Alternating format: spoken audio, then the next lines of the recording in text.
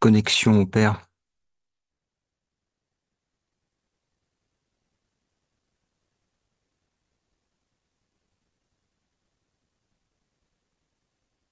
Merci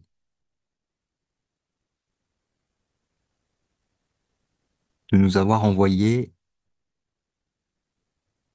de l'aide.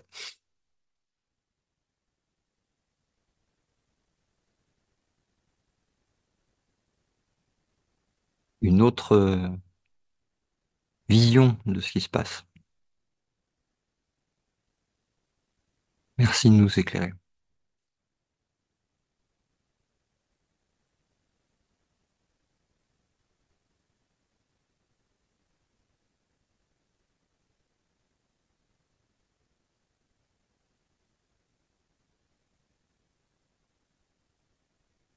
Le but, je rappelle,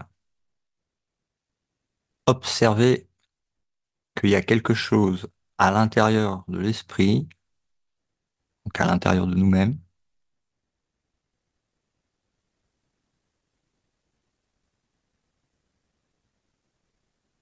qui doit être observé. Et c'est pas très joli au premier abord. Il y a des réactions d'attaque encore, de jugement. En creusant un petit peu plus profondément, il y a de la haine,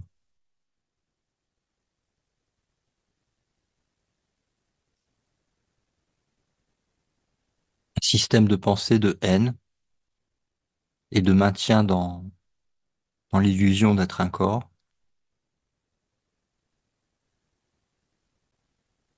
Donc, toutes ces réactions qu'on voit dans la journée au niveau du personnage principal montrent qu'il y a encore des choses à regarder à l'intérieur.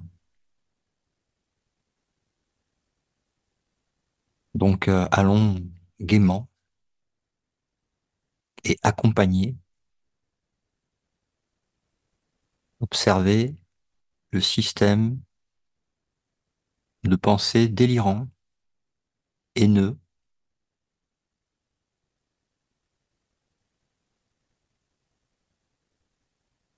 qui cache à un niveau encore plus profond un énorme sentiment de culpabilité.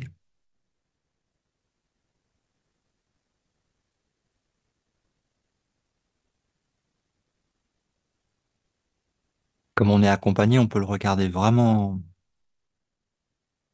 tranquillement.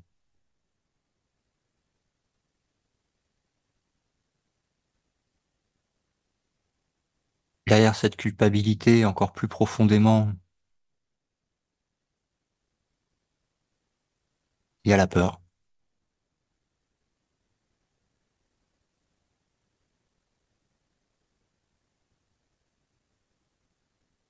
qui est maintenue par l'idée que la séparation avec notre source, notre créateur, s'est produite. Donc on peut observer en fait toute la cascade de dominos à partir du premier jusque dans la matière et la projection, des aventures de l'ego auxquelles l'esprit s'est identifié, nous nous sommes identifiés. Et c'est ce qu'on observe à l'intérieur de l'esprit en ce moment. C'est tout le système de pensée de l'ego.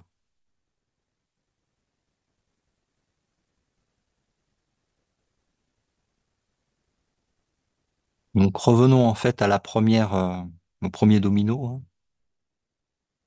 qui est celui de la croyance que nous avons péché contre Dieu, nous sommes séparés de Dieu.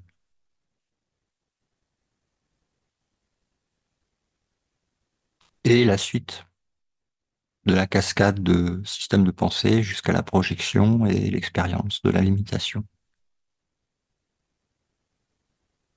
Avec ce sentiment de culpabilité vu au niveau du personnage à un tout petit niveau. c'est-à-dire celui du passé du personnage. Toutes les relations foireuses,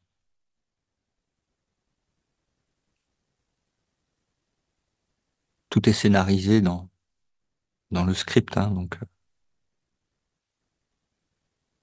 tout le passé qui est cru comme étant identifié à soi-même et qui est vraiment un scénario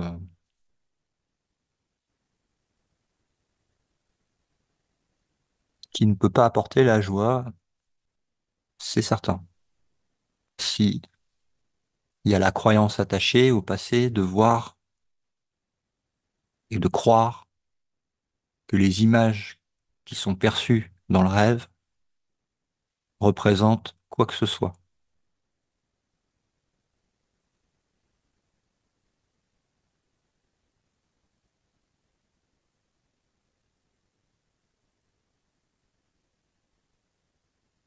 Tout ça pour masquer en fait une culpabilité beaucoup plus profonde de croire qu'il est possible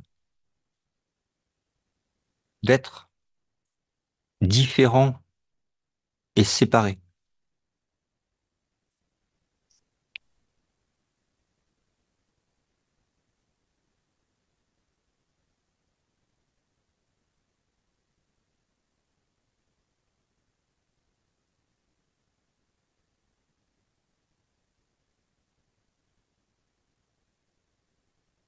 Je rappelle que le cours, il mène à l'expiation.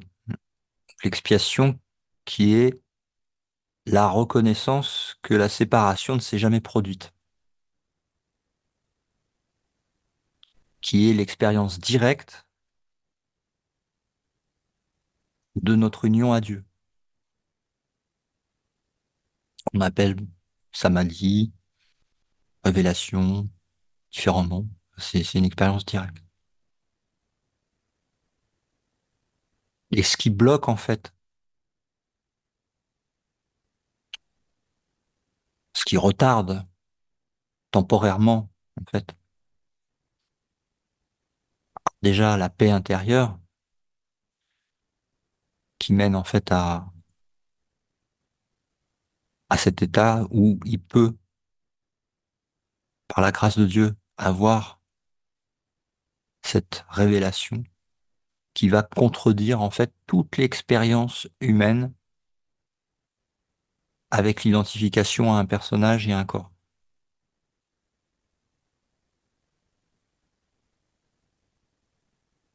Donc, la reconnaissance, l'observation de tout ça, en regardant que cela ne s'est jamais produit en réalité, simplement en rêve, et les personnages du rêve ne sont pas réels.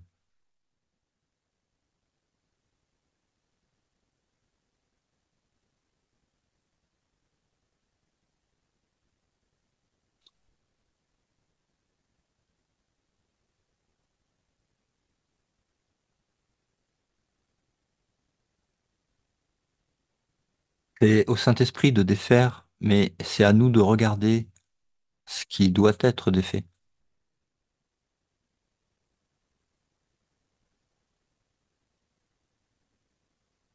et d'en lâcher prise.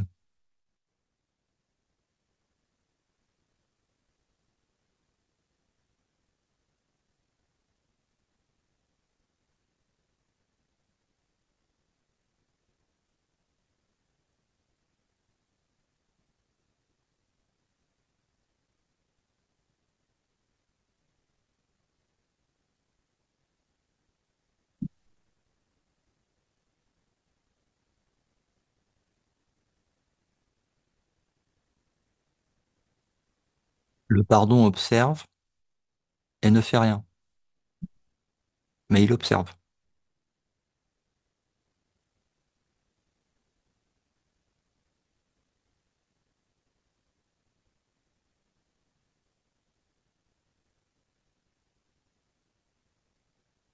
Le choix de l'esprit décide de lâcher prise. Ah bah oui, ça sert à rien. Je le remets au Saint-Esprit pour qu'il soit pardonné, libéré.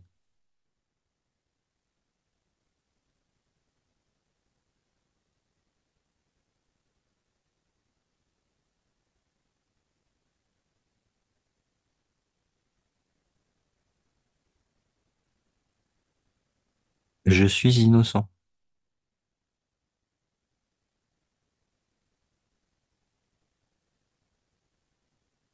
Pas dans le passé, ni dans le personnage, qui appartient au passé, le personnage.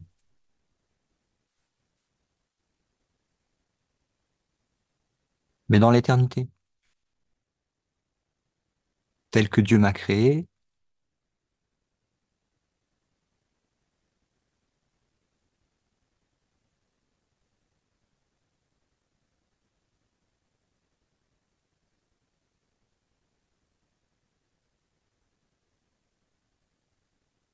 je me réveille en Dieu.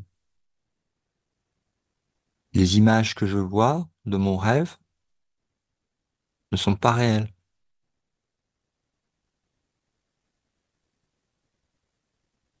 La culpabilité,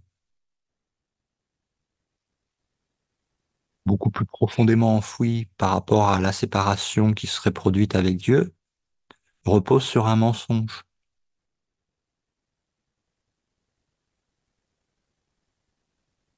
Il faut aller le voir.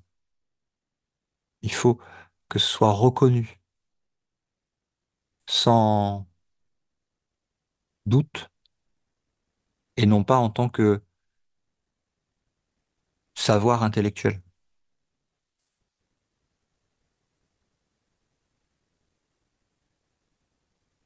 Cette innocence, cette perfection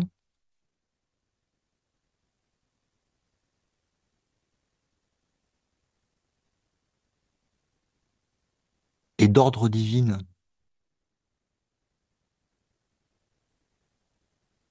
à savoir qu'aucun d'entre nous ici ne l'a fait. Ça nous a été donné à notre création par Dieu.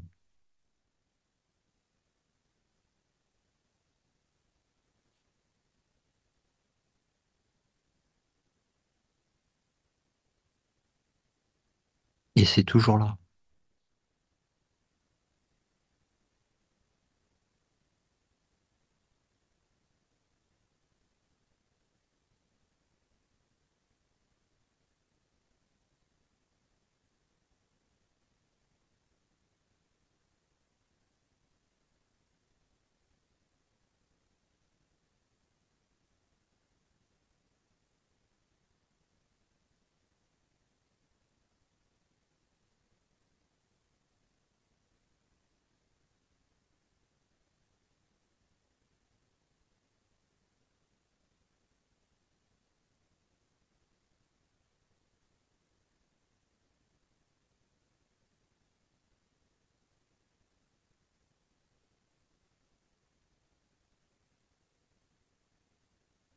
À l'heure de la physique quantique et l'informatique, la réalité virtuelle et l'intelligence artificielle, il est beaucoup plus facile de faire sauter le verrou de croyance que ce que tu perçois avec tes sens physiques est réel,